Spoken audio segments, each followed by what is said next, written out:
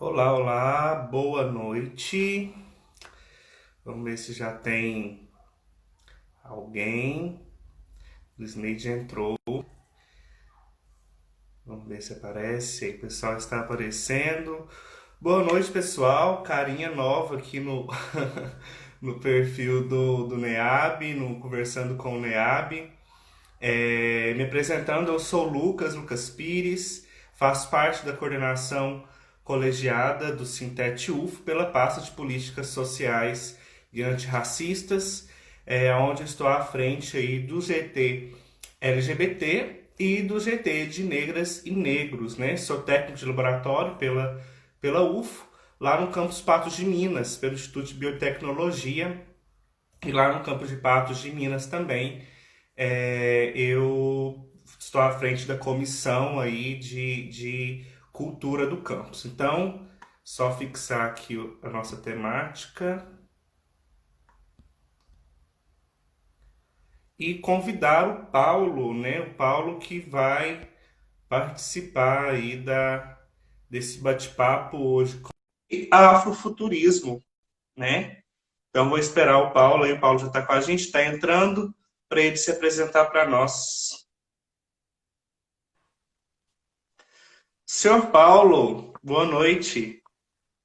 Boa noite, Tudo bem com você? tudo bem? Só ajeitar a iluminação aqui. Tá Tá dando para bom. me ver? Tá bom? Tá dando para ouvir tranquilo. Então, de boa. Paulo, então agora vou deixar aí que você, antes da gente entrar no nosso assunto aí de hoje, deixar que você se apresente aí para o pessoal. Certinho, Lucas. Então, pessoal, eu me chamo Paulo Henrique Reis. Eu sou bacharel em psicologia. Eu formei esse ano pelo IPA. E, então, e porque eu pesquiso políticas públicas na área da saúde, da educação, e me interesso muito sobre esse tema. Me interesso muito do afrofuturismo, então acabo que eu pesquiso muito sobre o afrofuturismo. Mas de forma alguma eu sou uma pessoa, eu gesticulo muito, viu, gente? De forma alguma eu sou um especialista no assunto, uma pessoa que tem mestrado, doutorado, e eu também nem escrevo sobre o assunto. Eu sou péssimo para produzir textos literários e essas coisas assim. Então, esse é mais ou menos o lugar de onde eu falo. Eu falo de um lugar de uma pessoa que é muito fã do movimento e pesquisa na medida que ele se interessa. Eu li um livro que tem ali uma estética afrofuturista, então eu vou e pesquiso o que tem a ver essa obra aqui com o movimento em si, enfim, gente. Bacana, bacana, Paulo. Vai ficar os dois gesticulando, porque eu também gesticulo Sim. demais. Paulo, então vamos lá, né? Então vamos entrar aí um pouco nesse assunto. Eu particularmente sou muito interessado, acho muito bacana. É um conceito que eu me deparei com ele, na verdade, acho que só ano passado, e que tenho visto alguma coisa e prestigiado algumas obras nesse sentido.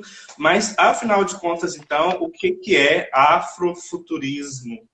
Vamos definir um pouco dessa parada aí. Uhum. Antes da gente começar propriamente essa definição, eu queria te perguntar, Lucas, onde você teve contato com esse termo?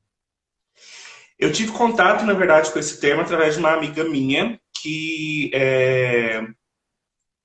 estuda um pouco essa temática, gosta um pouco dessa temática e estuda um pouco das obras aí da Octavia Butler, né, que é considerada uma das Uhum. mães aí do afrofuturismo, e na verdade foi através dela que eu li a obra Kindred, que é uma das principais obras aí da Octavia e também do afrofuturismo, né? Foi quando eu vislumbrei assim um pouco do que é essa visão, essa perspectiva, essa estética que o afrofuturismo traz, assim. Uhum. Eu te pergunto isso porque muita gente aqui no Brasil teve contato assim com esse termo através do filme Pantera Negra. Pantera Negra aqui no Brasil foi assim, teve um boom. Toda Pantera Negra traz ali uma estética afrofuturista, um tema afrofuturista. Então, ao longo da nossa definição, eu vou trazer a definição de afrofuturismo em três momentos diferentes. Eu vou me remeter sempre ao Pantera Negra, que é o exemplo mais acessível que a gente tem. Eu espero que todo mundo tenha assistido, porque eu vou dar altos spoilers aqui. Mas vamos Se lá, não tiver pessoal. assistido, vai ter spoilers. Sim, se preparem. Não, eu vou avisar quando vai ter spoiler. Então, o que que é afrofuturismo?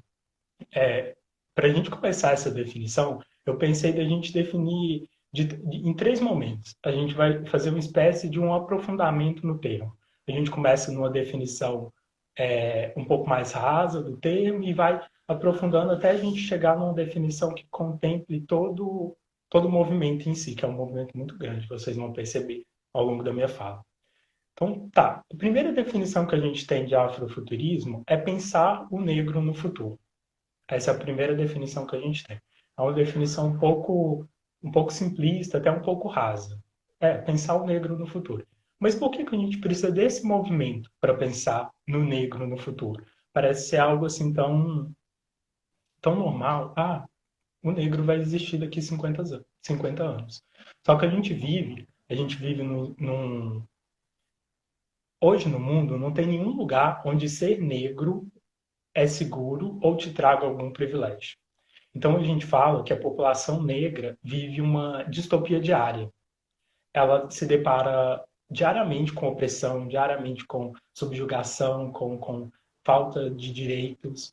Então a gente fala que a população negra vive uma distopia. Então quando a gente, sei lá, imagina Jogos Vorazes, como chama? Não é Jogos Vorazes? É Jogos Vorazes? Jogos Vorazes. Quando a gente lê lá sobre Jogos Vorazes, que vivem numa distopia, falta de recurso e tal, meio que a população negra já enfrenta isso. A população negra já enfrentou, de certa forma, um apocalipse. Quando foi tirada da África, abduzida, tirada à força da África e se espalhou ao redor do globo. Então, olha para vocês terem noção do tanto que é simples pensar no negro no futuro, mas é revolucionário.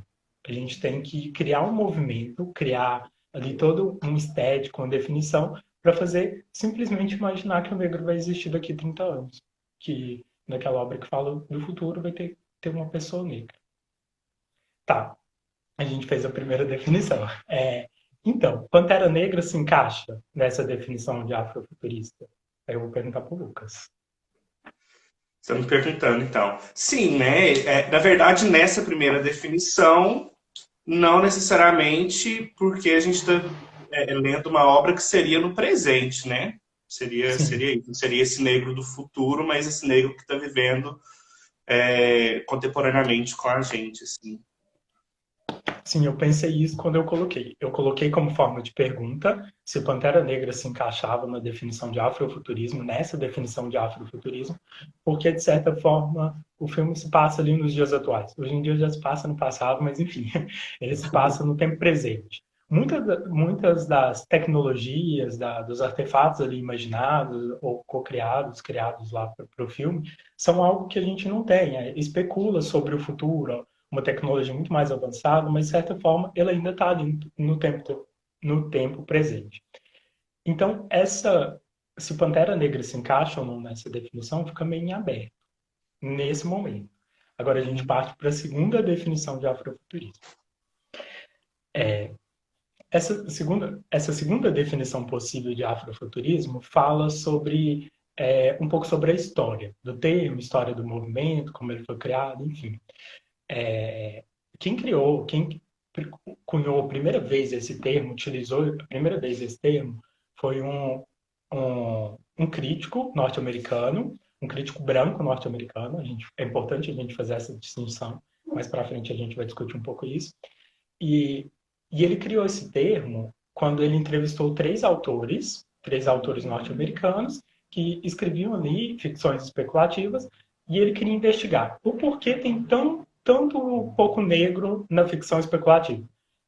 Eu vou falar muito isso, ficção especulativa, então é bom explicar o que é. Ficção especulativa é toda aquela ficção que imagina um mundo novo, seja terror, quando ali você imagina o vampiro, tipo lobisomem e tal, seja ficção científica, que você imagina ali naves, alienígenas, enfim. Tudo isso aí se encaixa dentro desse grande termo de ficção especulativa. Então, esse Mark Derry, ele estava querendo investigar por que tem tão poucas pessoas negras aqui. E ele foi, entrevistou 3 autores, se eu não me engano, eu notei aqui, Samuel Delany, Greg Tate e Trissa Rose. Ele entrevistou essas pessoas para investigar sobre isso. E óbvio, o título da crítica dele é Back to the Future. Faz uma alusão ao filme De Volta para o Futuro, Back to the Future. Então ele falava assim, e ele foi, investigou alguns autores e apontou, por exemplo, grandes nomes, tipo Sun Ra, Octavia Butler, o próprio Samuel Delany. E ele falou assim, nossa, essas pessoas criam aqui essa coisa que aí a gente não entende ao certo, eu vou chamar de afrofuturismo, afro, de africano, de afro-americano, é importante fazer essa distinção, e futurismo, que ela especula ali sobre um futuro possível. Então, ele usou a primeira vez esse termo. Tá, e o que ele falava que é afrofuturismo? Ele deu dessa volta, mas não defini.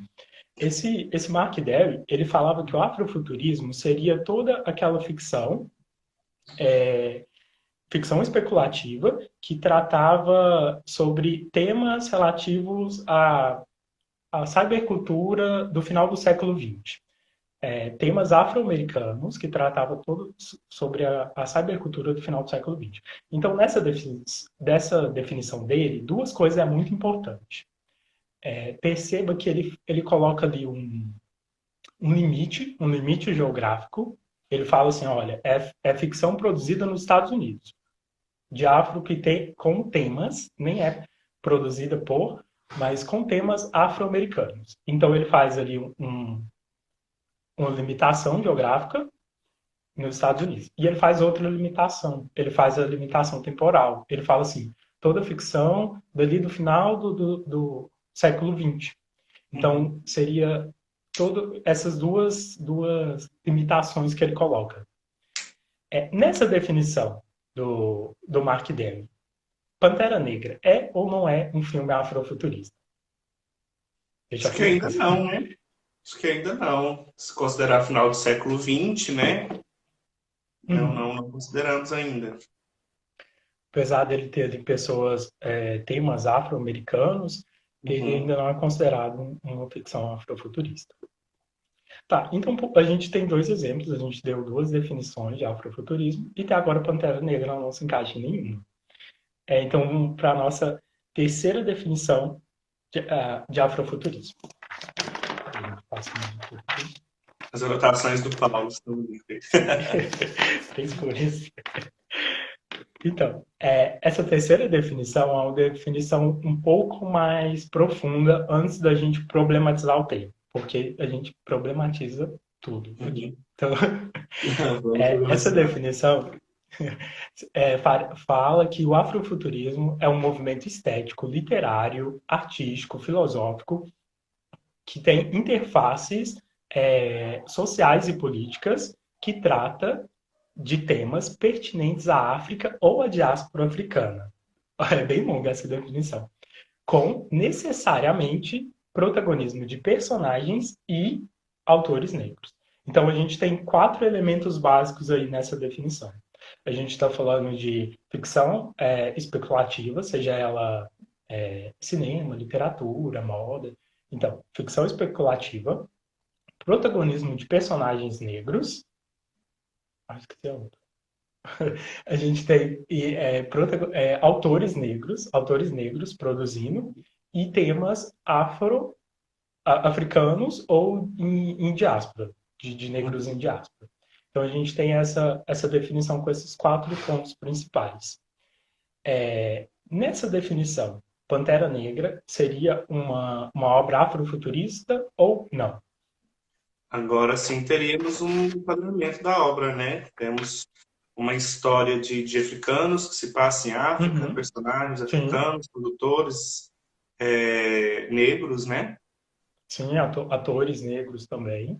Isso. A gente tem ali, uma ficção especulativa, a gente tem uma afrocentricidade, temas relativos à África em diáspora, a gente tem protagonismo de personagens e autores negros. Tá, mas aí eu queria só fazer uma pequena vírgula. Os primeiros quadrinhos de Pantera Negra não são considerados nessa definição afrofuturista, porque a gente não tem ali um protagonismo, um protagonismo não, a gente não tem ali autores, produtores ou Uhum. roteiristas negros, era uma obra produzida por brancos. Se eu não me engano, a partir do metade dos anos 90, 90 até para cá, ela vem sendo produzida por pessoas negras. Então, hoje em dia, os quadrinhos também são afrofuturistas. E por que que é importante a gente falar disso? Quando eu falei de protagonismo de personagens negros e autores negros, eu não coloquei um ou. A gente tem que entender que o afrofuturismo, enquanto movimento, ele vem para suprir uma ausência que se tinha ali. É, eu acho que a gente poderia ter falado um pouco mais disso, mas quando, Lucas, você na sua juventude se viu enxergado em alguma obra de ficção, ali enquanto Nossa, um homem negro? basicamente nenhuma, não que eu me lembre assim, né? Não naquilo que eu vislumbrava, eu via. Tinha ali, né, X-Men com alguns personagens Sim, negros, um ou outro, mas não era sobre um protagonismo negro, né? Não era a respeito disso. sim, tem ali um episódio focado na tempestade, é um episódio bem, Uhum. assim, bem estranho e tal. Então, a gente não se via representado. Hoje em dia, eu acho que a gente caminha para uma mudança, claro, mas que ainda é muito tímida. Então, quando a gente fala dessa necessária de protagonismo negro, tanto com personagens como de autores, a gente fala ali de uma necessidade de suprir essa ausência de representatividade que não se tinha. Então, vamos lá, Sim. gente. Ok, a definição de Sim. afrofuturismo? E assim, eu acho bacana, primeiro pela própria definição, né, de que, na verdade, o afrofuturismo ele é sobre a centralidade negra em tudo, né?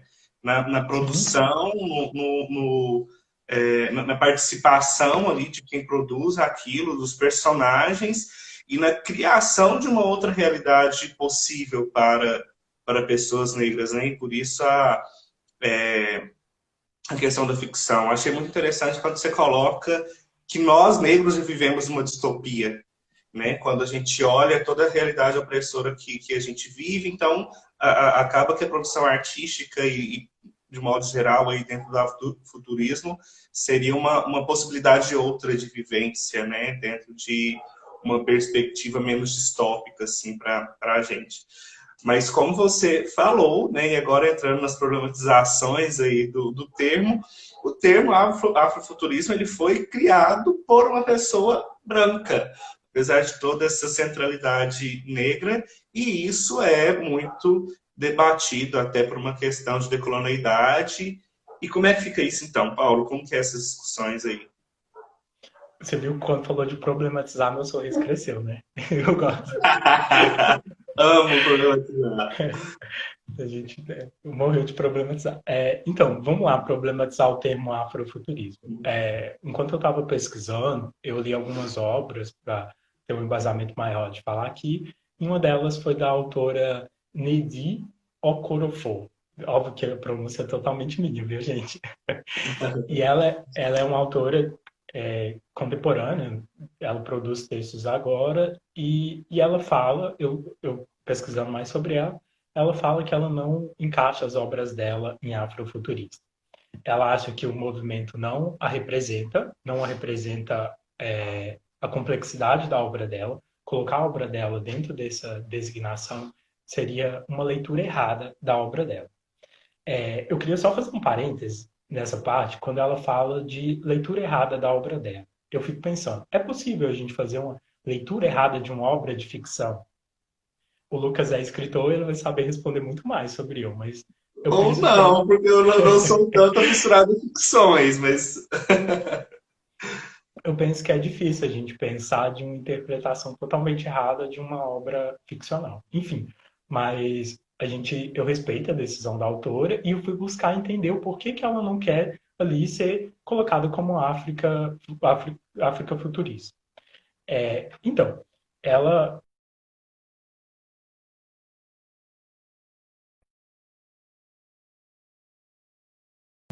criou esse termo e tal. Só que ela não faz nesse sentido assim, uma pessoa branca criou, então a gente não vai usar. Ela problematiza muito mais no sentido assim de falar assim, gente, Sam Ra já produzia, Octavia Butler já produzia, Samuel Delany já produzia, já produzia. É como se fosse assim: todo mundo produzia essa lapiseira, só que não chamava de lapiseira. Aí o Mark Sim. Derry chegou e falou assim: olha, isso aí é uma lapiseira. Então, ela problematiza muito mais nesse aspecto. Tipo, ele foi uma Uhum. pessoa que pegou uma coisa já criada, pegou todo o movimento e nomeou. E foi e falou assim: Uhum. ah, agora a gente vai chamar de afrofuturismo. Esse é um parêntese. É, quando eu estava lendo sobre a autora, ela é uma autora que é muito segura de si. Segura de si, assim, no sentido de, eu não quero, simplesmente não quero. Ela não faz muito uma explicação e tudo bem. E ela Uhum. apresenta outras possibilidades. Tá, ela fala que ela não é afrofuturista, afrofuturista. Então, como que ela se classifica? Então, para se classificar dentro desse Uhum. código literário, não sei, dessa caixinha literária, ela criou, eu não sei se eu posso falar se ela criou, eu não pesquisei tão a fundo sobre se alguém já tinha utilizado esse termo e tal, Ela mas ela renomeou, na verdade, né? sim, Uma outra possibilidade de tendência literária, digamos assim. é mais ou menos. Vocês vão ver que na definição ela se chama, então, ela falou assim, não sou afrofuturista, eu sou africano-futurista. Africano, futurista, Uhum. não mais afrofuturista. E o tá, mas qual que é a diferença dos dois termos? A diferença dos dois termos que ela coloca é que no africano futurista existe uma centralidade na África. A obra precisa se remeter a toda uma questão de África. Ultrapassando assim, tipo, fazendo se remeter na África, você ultrapassa a representatividade. Eu ia falar só representatividade, mas eu entendo que a representatividade é muito importante. Uhum. Mas a gente tem que ir além. Essa designação dela, do africano futurista, vai além dessa representatividade. Deixa eu dar um exemplo, ainda em Pantera Negra, que eu acho que fica mais tranquilo de entender. Ali no final do filme, parte com spoiler, pessoal. Ali no final do filme, quando toda a treta se resolve e tal, o, o T'Challa quer criar um posto avançado, o primeiro posto avançado fora de Wakanda. Wakanda vai começar a ajudar ali os outros países, a população negra e tal. Tá. No afrofuturista, o que que acontece? O filme é afrofuturista e o que que acontece nessa perspectiva? Ele vai lá e cria o primeiro posto avançado, se eu não me engano, na Califórnia, né? Eu sei que é nos Estados Unidos. Tá. Ele cria o primeiro posto avançado nos Estados Unidos. A gente pode pensar, será que tem um problema aí? No Uhum. africano futurista, esse primeiro posto avançado seria criado em um país vizinho de Wakanda, dentro da Porém, África. em África. Deu para entender? Deu para pegar a Uhum. diferença das duas designações? Muitas Perfeito. pessoas falam que o africano futurista é aquilo que o afrofuturismo deveria ser, Uhum. que tem possibilidade para ser. Mas eu gostei muito dessa problematização da autora, e Bacana. alguns autores brasileiros, como o Fábio Cabral nem tanto, porque ele é um autor que fala assim, eu não gosto muito de rótulos na minha obra, mas ele entende e compreende essa problematização que a Okorafor faz. Ela faz toda essa Essa, problematização. essa problematização, Paulo, seria uma coisa no sentido de tentar livrar um pouco da visão imperialista dentro do conceito, assim, né? Como você citou o exemplo aí se em Wakanda fosse criado um posto, né? Um posto fora de Wakanda, e aí não seria criado nas Américas, mas seria criado em África. Seria uma tentativa de colocar a África exclusivamente na sua centralidade ali, se livrar um pouco dessa questão imperialista, porque, querendo ou não, a gente sabe que dentro de toda aquela produção existe um quesinho imperialista ali por trás, né? Seria mais ou menos isso. Sim, eu amo Pantera Negra, eu acho Pantera Negra um filme incrível e tal, Sim, mas a gente lógico. não pode negar isso. Então seria colocar a África em evidência. Seria muito Uhum. mais isso. eu pensei um pouco, eu me questionei um pouco, foi uma coisa que eu busquei muito, se ela fala sobre a questão de África, de pessoas em diáspora, né, que a gente fala.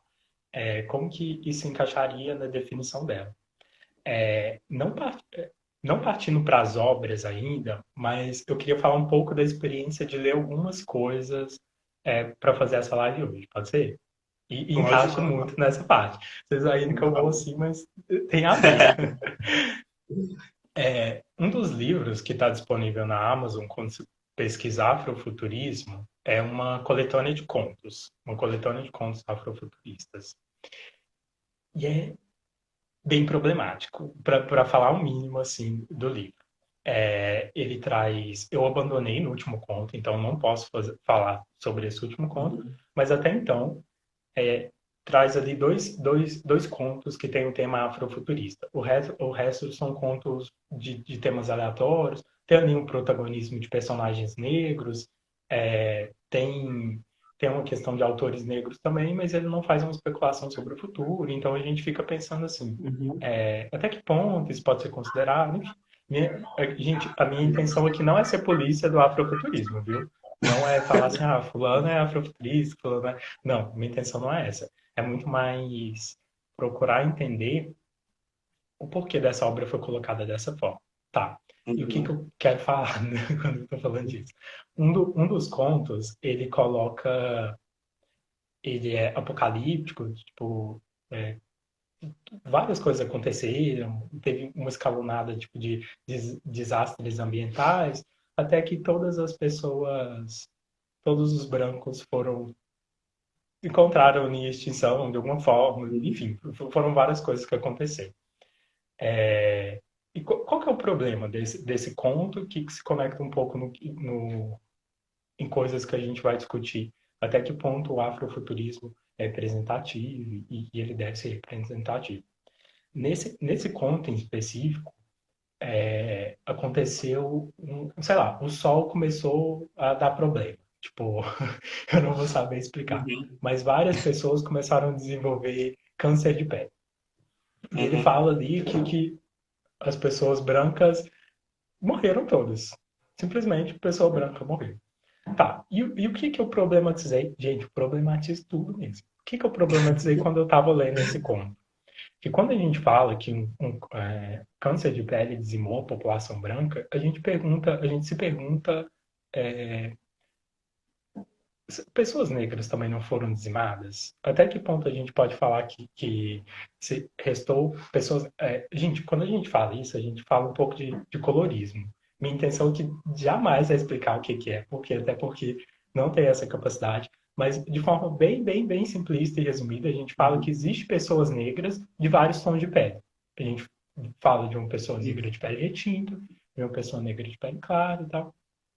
Tá, e Uhum. uma pessoa negra de pele clara não dá um câncer de pele? Eu fiquei muito me questionando assim, qual que era a intenção do autor, se o autor não pensou que poderia, na narrativa dele, talvez ele poderia excluir ali, pessoas negras de pele clara, enfim.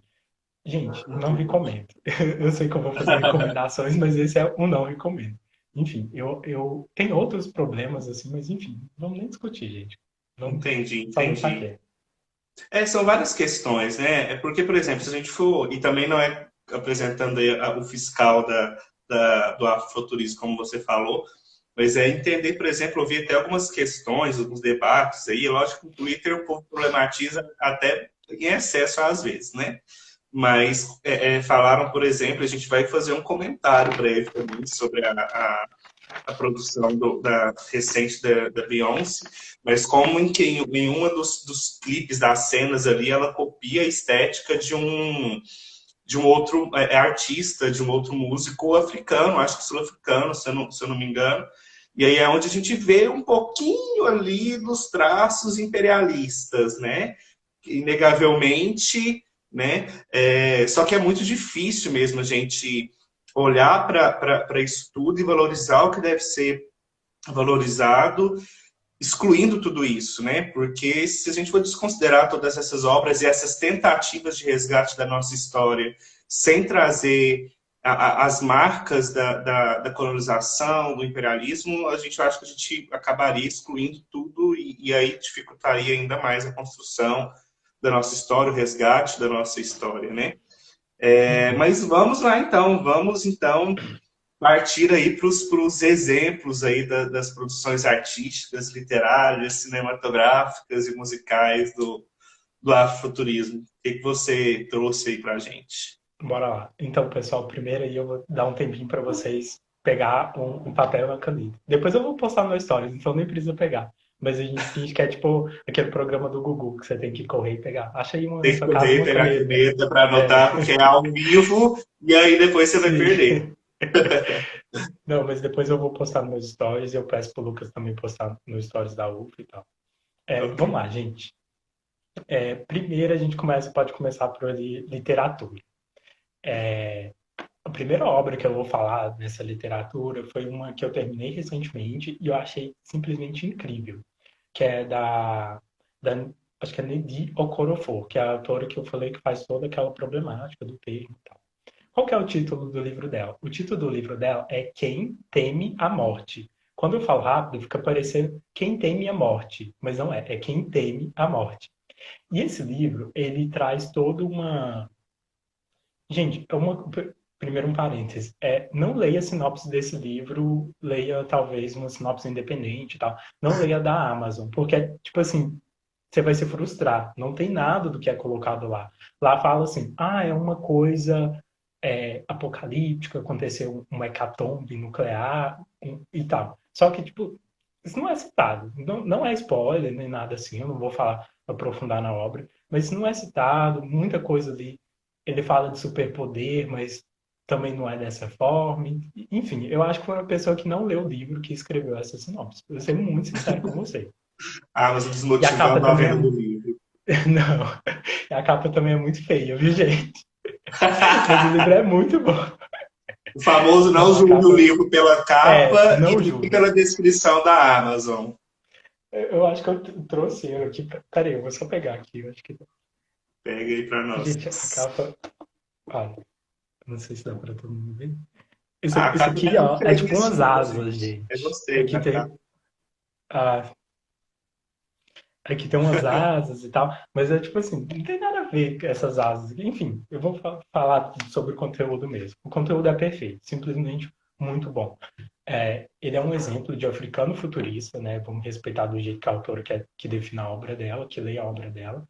E ele traz ali como personagem principal a Oni. Ela tem um nome todo grande, que eu não vou lembrar, em africano. Só que a tradução do nome dela seria mais ou menos isso: Quem teme a morte. Tá, e a Oni ali, gente, esse livro é bom fazer essa ressalva. Ele pode ser gatilho para muita gente, porque ele trata sobre temas muito delicados. É um livro que trata sobre uma questão racial, só que eu acho que acima de tudo, acima dessa questão racial, ele trata sobre uma questão de gênero, muito, muito presente. Então, a Oni ali, a Quem Teme a Morte, ela, ela nasceu de uma violência, a mãe dela foi violentada e tal, e nesse universo, isso fica marcado na pele. A pele dela descreve como mais clara que os demais, muito Uhum. diferente da pele do pai, do homem que violentou a mãe dela e da mãe dela. Então, todo mundo que vê ela já fala, já percebe ali que ela foi fruto de uma violência e tal. E nesse universo, eles acham que essas pessoas são propensas a continuar esse ciclo de violência. Só que tem uma coisa, a Oni, a Quem Teme a Morte, ela tem ali, ela é versada ali na magia. É uma magia muito diferente de Harry Potter, que a gente conhece. A autora criou todo um sistema mágico, ela criou ali Nossa. coisas sobre, existe uma história, enfim, tem a história de um povo, uma história regional e tal. Gente, o livro é simplesmente muito, muito bom, muito bom. Tem pontos ruins ali? Tem. A única coisa que me incomodou um pouco foi essa questão de ambientação. Mas eu acho que é porque eu fui esperando outra coisa. Eu li a sinopse dele assim na Amazon e falei assim, vai falar de uma guerra e tal. Nem é citado. A única coisa que se tem é um grande deserto. Você percebe que tem ali uma escassez de água, uma escassez de plantas. só que, hora nenhuma, ela faz essa ambientação mais complexa. Então, eu acho que é muito mais a minha expectativa quanto ao livro. Mas o livro Uhum. é muito bom, pessoal. Então, essa é a primeira indicação que eu faço. Bacana. Tá. Lucas, depois se você quiser indicar um do Octavia Butler, eu realmente ainda Sim, vou não li nada esperar dela. você colocar as suas indicações da Tá. literatura, que aí eu já coloco a minha da Octávia, para depois a gente entrar para as outras partes aí das indicações. Então eu vou indicar dois livros, então, pessoal. Eu indiquei esse, Quem Teme a Morte, e vou indicar um que chama O Caçador Cibernético da Rua 13. Esse é de um autor brasileiro, do Fábio Cabral. Vocês vão ver, assim, o Fábio Cabral é um grande nome dessa literatura afrofuturista, essa literatura fantástica e tal. E o que é legal nesse livro? É um livro muito pequeno, então vou tomar cuidado aí com o que eu vou falar e tal. Mas esse livro se passa em um universo ou em uma cidade, não fica muito bem explicado, onde só existem pessoas belaninadas. Ele faz essa designação. Por que eu gostei dessa designação? Porque eu acho que aqui já contempla várias pessoas negras. Você entende? Quando você fala com uma pessoa e ele fala assim, tem até aquela pessoa que é tipo, o pessoal do Twitter vai adorar, mas é tipo paçoca, que tem uma pele mais clara e tal. E já tem essa pessoa aqui que é totalmente retinta, enfim. Então ele Uhum. faz todo esse espectro de pessoas negras. Mas nessa cidade só existem pessoas negras. E, e é totalmente futurista. Tipo, os prédios flutuam, tem um carro aqui que também flutua, a gente tem aparelhos tecnológicos que a gente nem imagina ter e tal. Só que esses aparelhos, eles recebem energia espiritual. Então, por exemplo, assim, o celular dele liga através da energia espiritual, energia de fantasmas ou algumas coisas assim. Algumas pessoas nesse mundo têm alguns poderes. Tipo assim, ele consegue teleportar, tipo, de um lugar para o outro. Tem uma menina lá que tem uma tecnomagia, enfim. Gente, é um universo incrível, incrível, incrível. Ele tem ali uma história que conecta. Existe esse caçador cibernético da Rua 13. Cibernético porque ele tem um braço, assim, de Massa. tecnovia. Gente, é muito massa. Depois procura alguma ilustração. As ilustrações são, assim, simplesmente perfeitas. E por que é legal? Eu gostei muito dele, muito por conta dessa ambientação que ele faz, desse mundo que ele faz. E vocês vão perceber que no afrofuturismo, gente, eu falo demais, né? Agora que eu parei para perceber, vocês Estamos vão, em tempo ainda, né? vocês vão perceber que no afrofuturismo faz muito essa conexão entre o ancestral e a tecnologia, sendo tecnologia tudo ali de ferramenta. Então ele faz muito essa ligação. E eu achei esse livro perfeito. Ele tem ali toda essa questão de, o carro está voando, mas esse carro só está voando através da energia dos ancestrais. Ele tem uma coisa ali também da religião Massa. iorubá, enfim, gente, o livro é muito bom. O autor tem outro Travou um pouquinho a sua. Mas voltou. minhas duas indicações de literatura. Então Sim, vamos pode lá, falar, vou Tutu. trazer então a minha indicação literária de a futurista aí, que é Tá bom. dessa estética independente, futurista. O livro se chama Kindred, Não tô te ouvindo, Laços de Lucas. Sangue. Tá me ouvindo agora? Tá me ouvindo? Acho que não foi. Desculpa, acho que tá travando a sua, Paulo. Ué,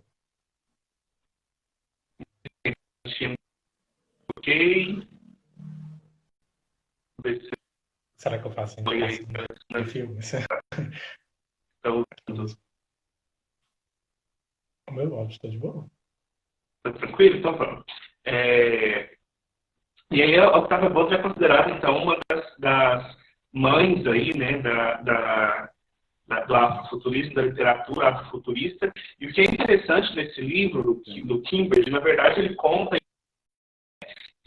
a questão científica, a história de uma mulher negra. Eu acho que eu vou fazer indicação de Se eu não filmes, me aí engano, depois quando... eu acho que o Lucas travou. O- não sei, está falando que travou. É, pedi aqui, falando ou não, não sei. Estou falando com a Kate, que ela vai indicar aqui pra gente. Ela falou que voltou. Para quem entra e volta. É, ela, por algum momento, assim, acontece alguma situação onde ela volta ao passado. Eu não estou dando tanto spoiler, não. É só o início do livro mesmo. Pessoal, vocês estão me Ela ouvindo? volta para. Qualquer coisa eu faço uma Oi? indicação de obras, enquanto o Lucas tem. A minha está falando que travou. A minha. Espera só um minutinho que às vezes eu saio e volto de novo. Vou pedir para Acho que vou ter que fazer isso. Vou ter que sair e voltar de novo. Só um minuto. Pessoal, Bom, pessoal, vamos voltar aqui para a segunda parte. É, Esperar o pessoal entrar.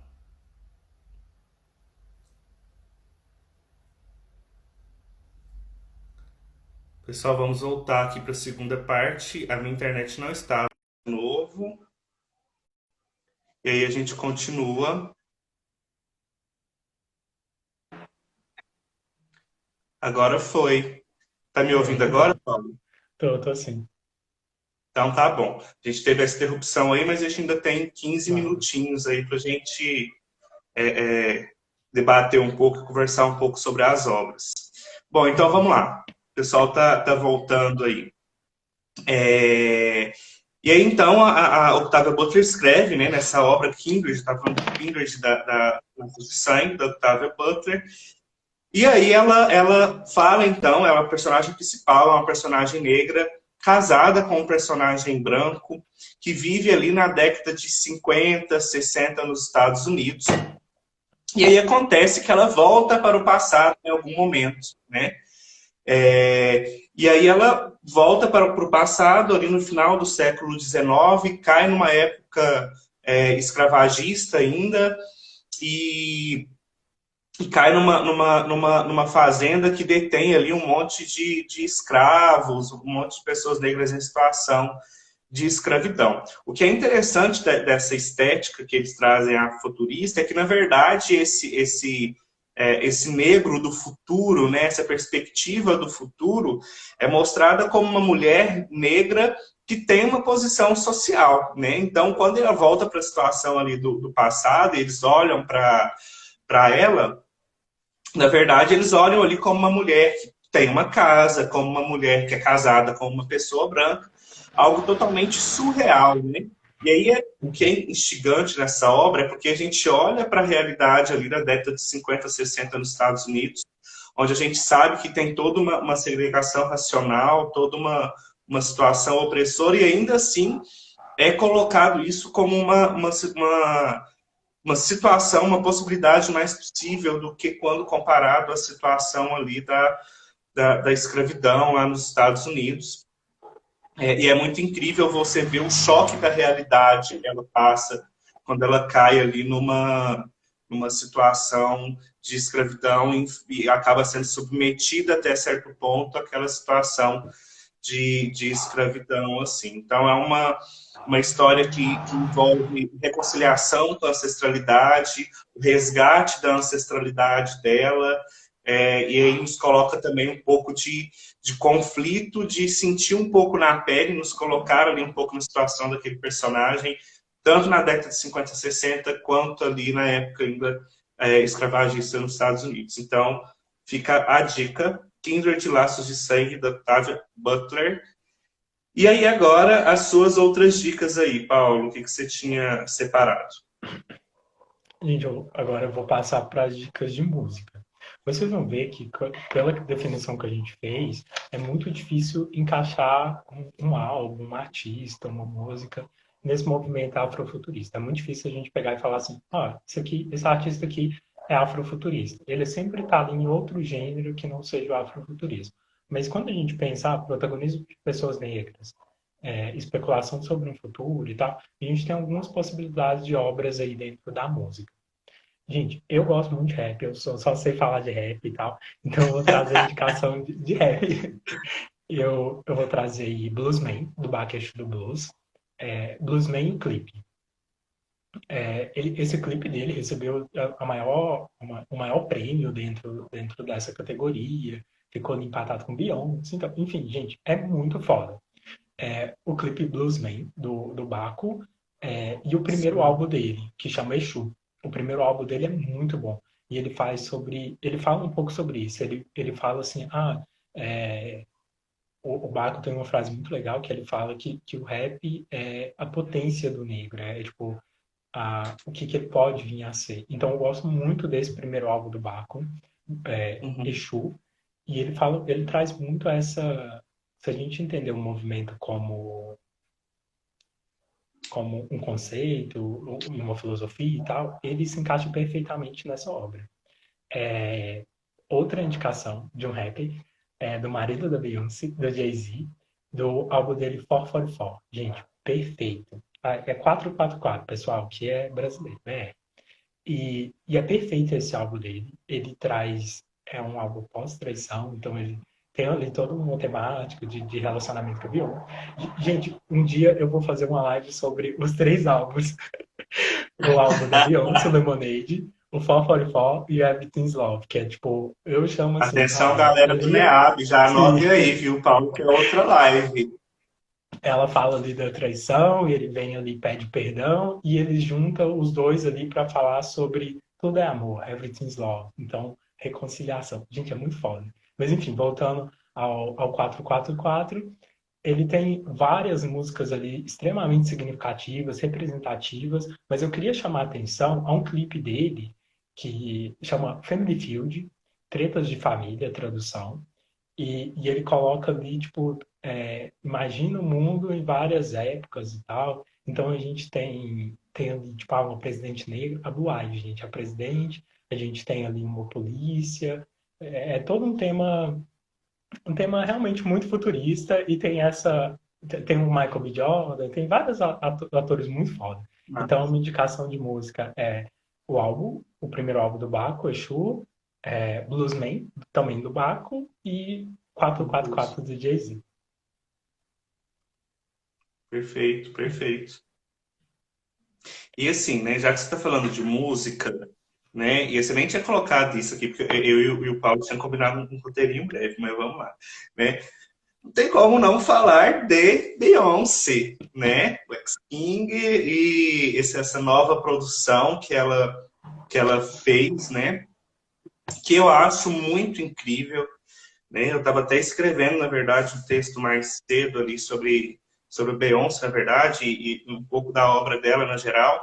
Eu não sei se na verdade, Paulo, eu acho que você vai poder dizer melhor do que eu, se realmente as obras anteriores da Beyoncé encaixa mesmo como uma estética afrofuturista. Eu sei que esse novo álbum é totalmente assim, né?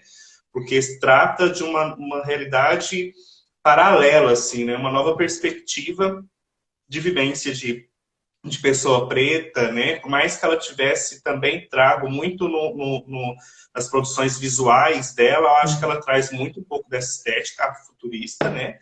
Mas nas músicas mesmo, assim, ela trouxe, por mais que ela falasse muito de algumas músicas dela, os álbuns anteriores, até o álbum que ela lançou com o Jay-Z, que traz problemáticas raciais muito gráficas, principalmente na indústria cultural da música, né? Mas quando ela traz essa nova perspectiva, foi essa produção aí pós Rei Leão, que é algo incrível, assim, porque é muito belo de se ver toda aquela produção, todo aquele filme, Sim. porque é um reconto da nossa história. E é uma das coisas que eu acho mais belo, assim, no resgate afrofuturista, é desse resgate da nossa própria história, essas novas possibilidades, você ver a galera preta olhar para aquilo e ter um ponto ali de reconstrução dessa identidade nossa que sempre foi apagada, né? Então, vejo como que esse álbum, por exemplo, da Beyoncé, é quase que um monumento histórico, assim, que nos ajuda a olhar para aquilo e relembrar um pouco de quem somos. Da mesma maneira como foi a produção do Pantera Negra, um pouco dessa Sim. dessa memória, né? De que enquanto a branquitude tem toda essa construção histórica muito óbvia e esfregada na cara nossa o tempo todo, né? Onde a gente olha e vê ali a história dos reis, a história dos imperadores. Quando a gente olha para essas obras, a gente vê que a gente também tem um sangue de realeza, a gente vê que a gente também tem a nossa nobreza, ainda que a branquitude tenha tentado apagar isso tudo, e eu acho muito bacana, e acho que ficou lindo e maravilhoso demais toda essa produção dela, né? Eu acho que é o Emicida que fala que essa questão da representatividade é se reconectar com a nossa potência. Então, é aquilo que a gente pode ser. Por isso que eu acho, gente, é inegável o que Pantera Negra criou, né? O filme Pantera Negra e Sim. também a Beyoncé nesse álbum visual dela, gente. É, eu, não aprofundando em assuntos Beyoncé e tal, mas a Beyoncé tem todo esse histórico de quando ela faz alguma coisa voltada à população negra, quando ela fala disso, as pessoas se surpreendem, como se ela tivesse virado negra quando ela lançou ali Lemonade. Tipo, o povo até brinca, o dia que a Sim. Beyoncé virou negra, o dia que ela entrou lá no Super Bowl falando de questões raciais. Não, aquilo já estava presente na obra dela, as questões feministas também já estavam presentes na obra dela e tal. Mas aqui ela traz, eu acho que foi toda a estética que ela utilizou. No álbum visual, eu tô me falando, é Black Skin, o álbum visual de Black título dele? King, isso. É, gente, perfeito. Eu Você sou olha assim péssimo e em fala assim, inglês, mas arte. Você olha e grita arte.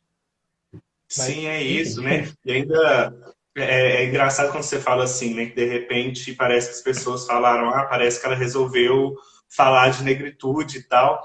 E é tão interessante isso, porque quando a gente olha para as produções, e a gente vai olhar, por exemplo, que as músicas, por exemplo, de Lemonade em si, elas falam muito mais de sentimentos e de construções, né, emocionais que a gente tem. Só que quem é preto olha para aquilo e vê, sim, é uma pessoa preta que escreveu isso aqui. Não tem como ser uma outra pessoa. É a mesma coisa de você olhar a Conceição Evaristo e falar, mas se ela não esteja falando explicitamente da negritude, é você olhar e falar assim, nossa, não tem como não ter sido uma pessoa preta que escreveu isso.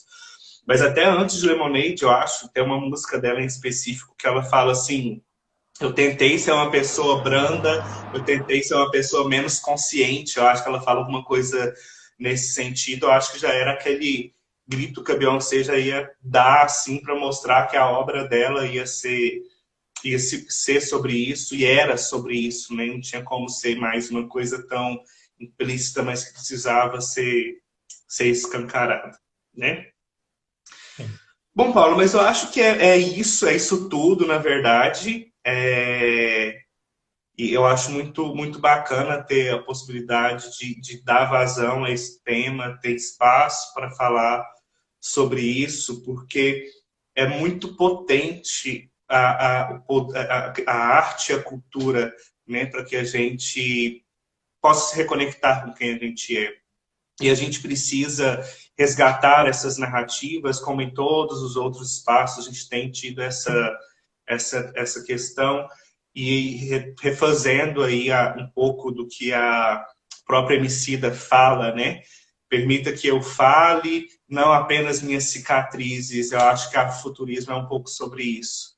É permitir que a Sim. gente fale da nossa raça, é permitir que a gente fale da nossa vivência, é permitir que a gente fale da nossa perspectiva de vida e de mundo, não só apenas das feridas sociais que nos atravessam, mas falar dessas outras realidades também, né?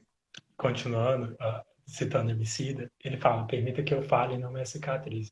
Porque se isso é sobre vivência, me resumir à sobrevivência é roubar um pouco de bom que eu vivi. Então é isso mesmo. Gente, quando a gente para de perguntar se uma pessoa negra sofreu racismo, tipo, fala de outras coisas, pergunta qual foi o livro que ela leu essa semana, qualquer coisa, gente, mas conecta a potência que a gente tem. Por isso que parece ser tão simples ali, há um movimento de ficção, a ficção. Por que você está falando sobre isso? Por que você está falando sobre a importância disso? E olha para vocês entenderem, tipo, tanto que parece pequeno, mas é um pequeno que a gente não tem. Tipo assim, a gente não consegue se enxergar no futuro. Quando a gente ouvia, né? A gente está uma mudança bem pequena, mas a gente não se via no futuro. E olha o tanto que isso é pequeno, o tanto que isso é básico. Então, enfim, Sim. gente, eu acho que resume aí. É isso. Temos um comentário aqui, acho que é Henry ZC, pelo menos é o nome do nick dele aí. Ele fala: o mais engraçado nisso é perceber que a branquitude consome o produto preto, mas não entende a maioria das coisas que essas pessoas passam nas suas obras. E é isso. E até ontem Amiga, eu estava gente. fazendo uma outra live sobre apropriação cultural, e aí me deparei com uma frase de um poeta americano que diz que as pessoas amam a arte preta, mas ainda não amam o preto. E é sobre isso, né? A gente sabe que boa parte de quem consome aí Rihanna, quem consome Beyoncé, quem consome boa parte do rap, do funk, do axé, são pessoas brancas, mas ainda negam a origem disso tudo, mas de algum modo a construção e a retomada desses espaços por nós, pessoas pretas, é uma maneira de nos empoderar nesse sentido, né? E tomar esse espaço, criar nossas próprias perspectivas. Paulo, Perfeito. queria te agradecer muito aí a você ter aceitado esse convite. Conheço o Paulo aí já há um tempo, quando a gente, por vezes, falava de afrofuturismo, eu falava: Paulo, a gente precisa arrumar um espaço para você vir comentar sobre isso. Mas que você fale e insiste em falar, mas eu não manjo tanto desse assunto, que é isso, você manja pra caramba e nos ensinou bastante. Muito obrigado por ter aceitado o convite e obrigado também ao NEAB por ter cedido esse espaço aí, né? Eu que agradeço, Lucas. Agradeço muito o convite, apesar de a gente releve todas as brincadeiras, toda a falta de dicção que eu tive e tal. Mas eu agradeço muito, Lucas. E É espero os isso. próximos convites para falar de Beyoncé e Jay-Z. Vamos ver, a Camila aí do NEAB já falou que já está anotado aí que vai abrir esse espaço. Então é isso, gente. Muito obrigado. E a live vai ficar salva aí. Tanto a primeira parte eu deixei salvo já, a segunda parte também vai ficar salvo. Então é só acessar aí e enviar para quem não pôde assistir ou quem quiser rever. E as indicações, então, a gente vai deixar aí nos stories depois a gente compartilha. Obrigado aí a todo mundo que assistiu. Obrigado mais uma vez aí, Paulo. E a gente se topa aí em outros debates e outras conversas. Fechou. Tchauzinho, Tchau, pessoal. tchau, Muito obrigado. pessoal. Até mais. Então,